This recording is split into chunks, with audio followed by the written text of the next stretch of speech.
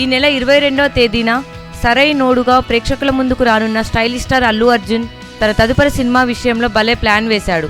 మాటల మాంత్రికుడు త్రివిక్రమ్ డైరెక్షన్లో ఒక సినిమా, తమిళ స్టార్ దర్శకుడు లింగుస్వామి డైరెక్షన్లో తెలుగు తమిళ్ సినిమా, మరొకటి మనం 24 ఫేమ్ విక్రమ్ కుమార్లతో సినిమాలకు బన్నీ ఒప్పుకున్నాడు.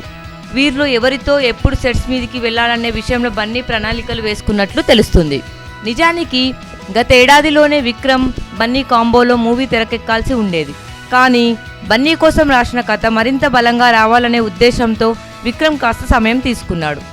ఇంతలోనే సూర్యతో విక్రమ్కి 24 ప్రాజెక్ట్ సెట్ కావడం, మరోవైపు బోయపాటి శ్రీనితో బన్నీకి సరైనోడు కుదరడంతో వారి కాంబో మూవీ వాయిదా పడింది.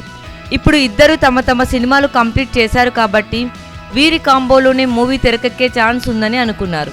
కానీ స్క్రిప్ట్కి మరింత మెరుగులు దిద్దేందుకు విక్రమ్ ఇంకా 4-5 నెలల సమయం వెచ్చించనున్నాడని తెలుస్తుంది. అంటే నవంబర్లో వీరిద్దరి కాంబినేషన్లో మూవీ ప్రారంభం కానుందని తెలుస్తుంది. ఈ సినిమా కూడా గీతా ఆర్ట్స్ బ్యానర్లో అల్లు అరవింద్ నిర్మించనున్నారు. విక్రమ్తో చేయాల్సిన ప్రాజెక్ట్ నవంబర్కి వెళ్ళింది కాబట్టి ఈలోపు త్రివిక్రమ్తో లేదా లింగుస్వామితో మూవీ చేసే యోచనలో బన్నీ ఉన్నాడు. ఒకవేళ త్రివిక్రమ్ పవన్ మూవీ ఫిక్స్ అయితే అప్పుడు లింగుస్వామితోనే బన్నీ సినిమా ఉండొచ్చు. ఏదో ఓ సినిమాలో మే నెలలో ప్రారంభం కానుంది.